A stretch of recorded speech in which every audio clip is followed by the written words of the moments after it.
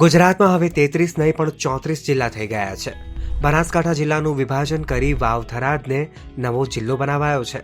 2025ના પહેલા જ દિવસે કેબિનેટ બેઠકમાં આ નિર્ણય લઈને સત્તાવાર જાહેરાત કરાઈ છે. હવે બનાસકાંઠાનું મુખ્ય મથક પાલનપુર રહેશે, જ્યારે વાવ થરાદનું મુખ્ય મથક થરાદ રહેશે. થરાદ બનાસકાંઠાનું ત્રીજું સૌથી મોટું શહેર છે. બનાસકાંઠા જિલ્લામાં 14 તાલુકા હતા. આ વિભાજન બાદ વાવ થરાદ જિલ્લામાં વાવ, ભાભર, થરાદ, ધાનેરા, સોઈગામ, લાખણી, દિયોદર અને કાંકરેજ એમ કુલ 9 તાલુકા તેમજ ભાભર, થરાદ, થરા અને ધાનેરા એમ 4 પાલિકા સમાવી લેવાશે. આમ હવે બનાસકાંઠામાં પાલનપુર, દાંતા, અમીરગઢ, દાંતીવાડા, વડગામ અને ડીસા તાલુકા તેમજ પાલનપુર અને ડીસા એમ 2 પાલિકા રહેશે.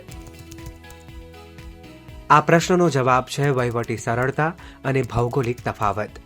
બનાસકાંઠા 12,703 ચોરસ કિલોમીટર વિસ્તારમાં ફેલાયેલું છે, જે ગુજરાતનો બીજા નંબરનો સૌથી મોટો જિલ્લો છે. આમ આ સમગ્ર વિસ્તારના વહીવટી કામમાં સરળતા રહે અને લોકોને માળખાગત સુવિધા મળી રહે તે હેતુથી આ નિર્ણય લેવાયો છે.